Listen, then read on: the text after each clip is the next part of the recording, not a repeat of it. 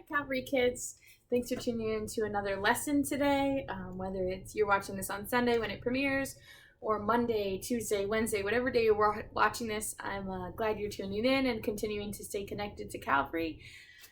We are continuing our conversation and lessons on Sermon on the Mount. We're actually going to be continuing this for another 6 weeks because we're going to take the Sermon on the Mount and break it into portions.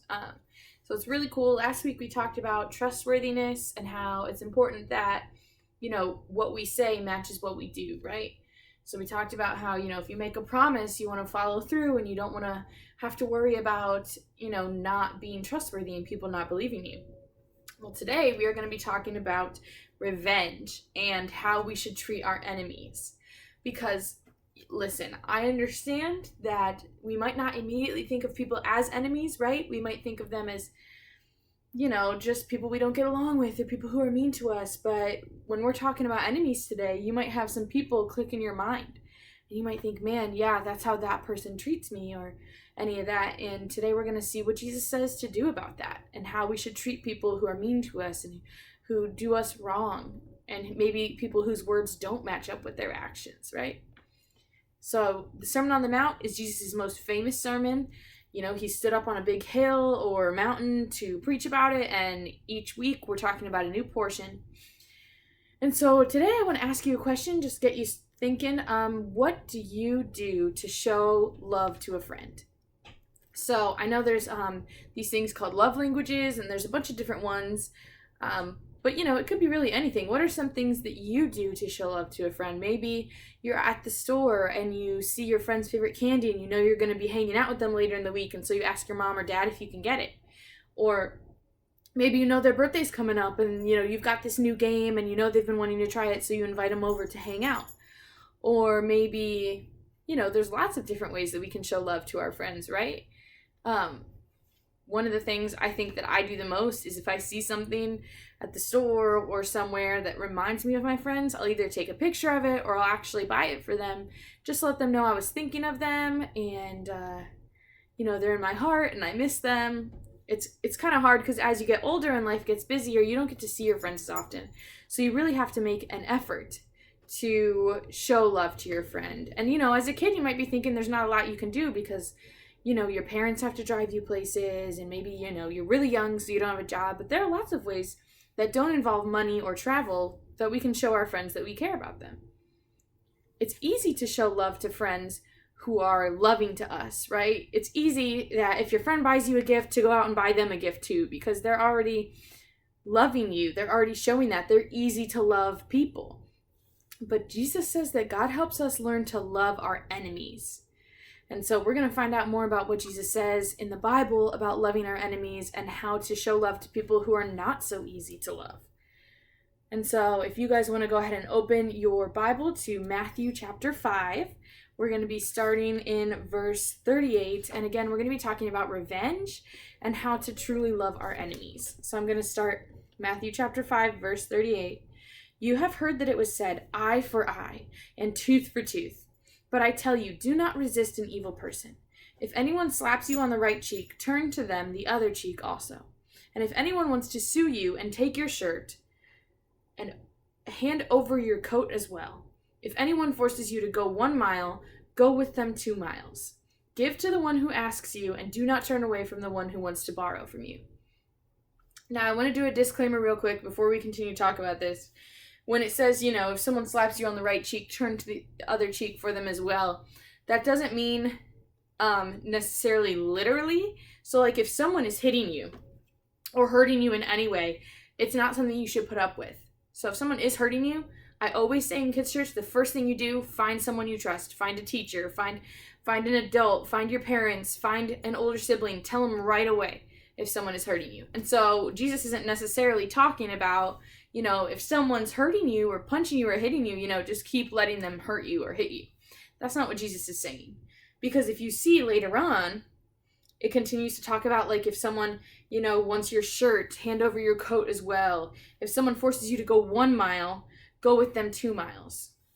So have you guys ever heard the phrase, go the extra mile? Maybe you've heard it. Maybe you've heard your parents talk about it or teachers talk about it in school. What does it mean to you? Maybe if you're watching this with your parents, ask your parents, what does going the extra mile mean to them? Well, the phrase go the extra mile is used a lot today, and it actually started with this. In Jesus' day, there was a law that said a Roman soldier could pick out anyone, like anyone, and force that person to carry all the soldier's gear for a whole mile. So basically, someone could come up to you, you could be hanging out at the grocery store, or you could be at school, and someone would come up to you and say, hey, it could be a Roman soldier coming up to you, and he would say, hey, you need to carry all my gear and all this stuff by yourself for a whole mile. You have to follow the law. And so Jewish people really did not like that rule, because not only did it interrupt their day, but the Roman soldiers were their enemies. But God helps us show love to our enemies. So when Jesus said all those things that I just read, when he talked about turning the other cheek and handing over your coat as well and walking the extra mile, Jesus said that you need to do that, to go the extra mile. And he's saying that in the effect that, we want to show kindness even more. God helps us love our enemies, and Jesus said to walk twice as far as that Roman soldier. So I want you to think about, what does that mean? Imagine I'm your enemy instead of your friend. How do you feel about carrying all my stuff? How do you feel about carrying, what if I just loaded up all these books and all the clothes I had, and you had to carry all my instruments, and you had to carry all the supplies for kids' church, and I just made you walk it all by yourself?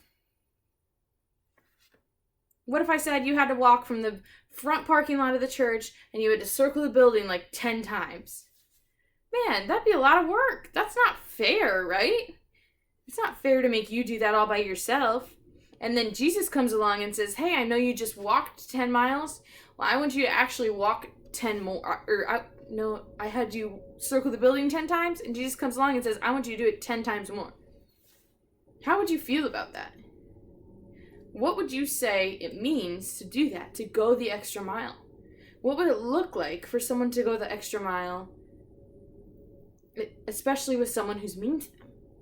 God helps us love our enemies. And the Roman soldiers were the enemies. And Jesus was telling these people that you need to show care and go the extra mile and show them that, you're still going to treat them with love and kindness, because if someone who wasn't your enemy came up and asked you to help them out, that's a different story, right? One of the things that when I was growing up, it was real easy to get annoyed with people for me. It was real easy for me to get annoyed with people who I didn't know that well. So, church was a big part of my life.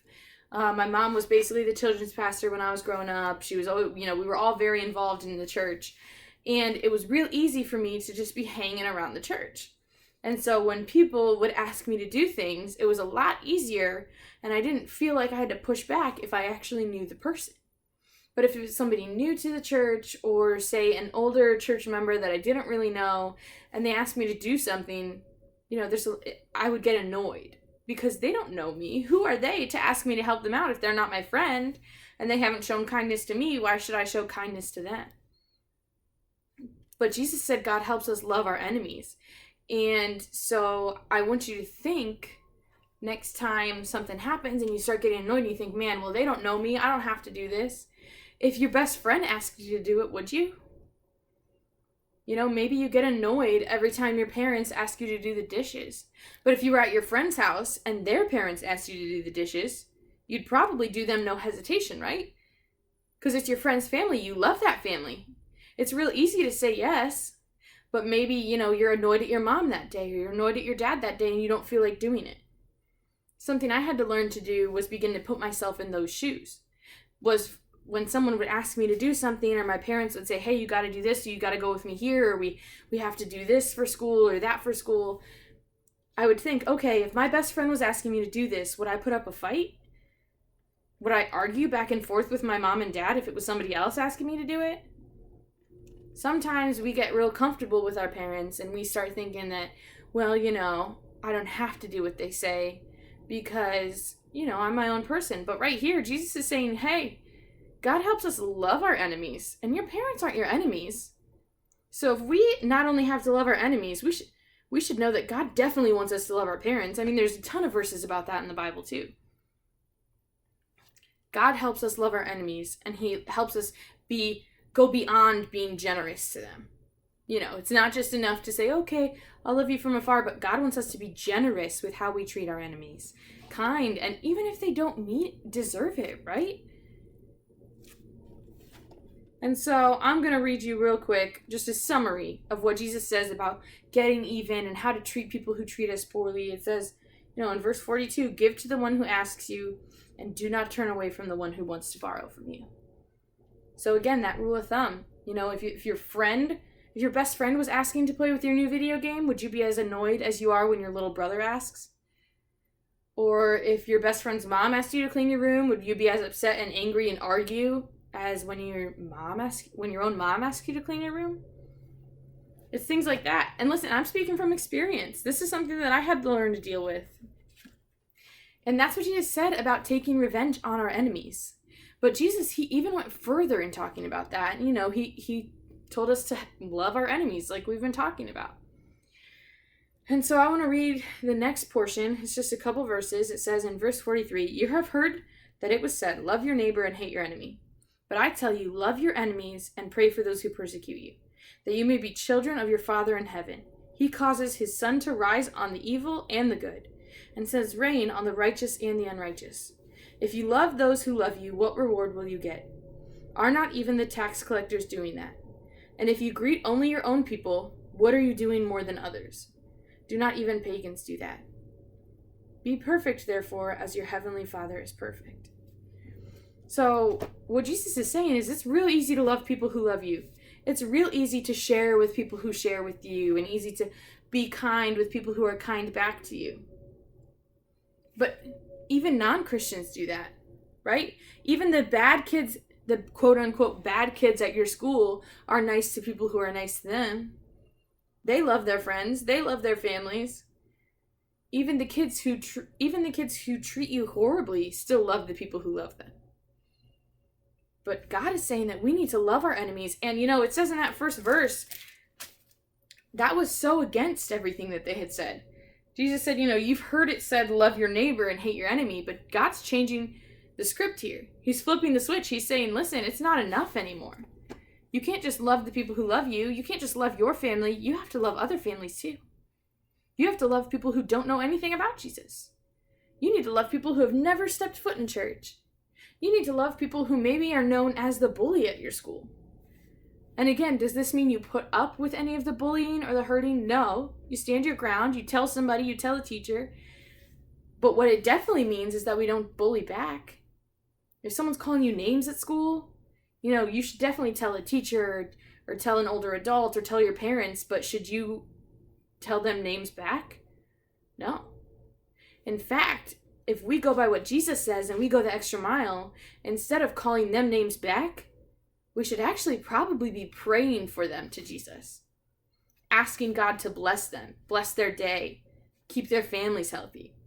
If someone is cursing at us or throwing mean things and mean words at us, and Jesus says it's not enough to just not respond, but Jesus is saying you got to show extra love. You got to go the extra mile. And so I know it's really hard, and this is a hard thing to live out. It's easy to talk about loving your enemy, but it's hard to do it. But I just want you guys to think, next time someone is treating you poorly, after you tell a teacher, you tell your parents, after you stand up for yourself, and even after it gets dealt with, and maybe you don't ever have to see that person again, we should still be praying for them, because ultimately we want everyone to know the love of Jesus, even the people who are mean to us. Even if they're not sorry about it, we still want them to have the opportunity to love Jesus, even if it's just a chance. Even if it's a chance and they reject it and they don't want anything to do with Jesus, we still want to give them that chance, right? So I know this is a hard thing to talk about. I appreciate you guys letting me spend a little bit of extra time talking about this. I love you guys, and I just want you to, help learn from my mistakes growing up, at getting annoyed at other people and, getting upset with people who expect me to do things instead of going the extra mile. And now's a good chance to talk to your parents. Ask them about a time where they had to either step up and love their enemies, or maybe a time where they failed to do so. because we can learn from past experiences. We can learn from what you can learn from what your parents did, the good and the bad. So maybe ask them some questions. Ask them a time it was hard for them to love their enemy, and ask them what they did, what they would do differently. Your parents have a lot of knowledge, and they can really help in this area. So again, thank you guys for watching. If, as always, if this is something you want to talk about more and you have some questions about what it means to love your enemies or what it means to go the extra mile, just reach out to me. Let me know. We can definitely talk. I'm for sure passionate about this subject. So thank you guys for watching, and we'll continue talking about Sermon on the Mount next week. Have a great rest of your week, guys, and I will see you next Sunday.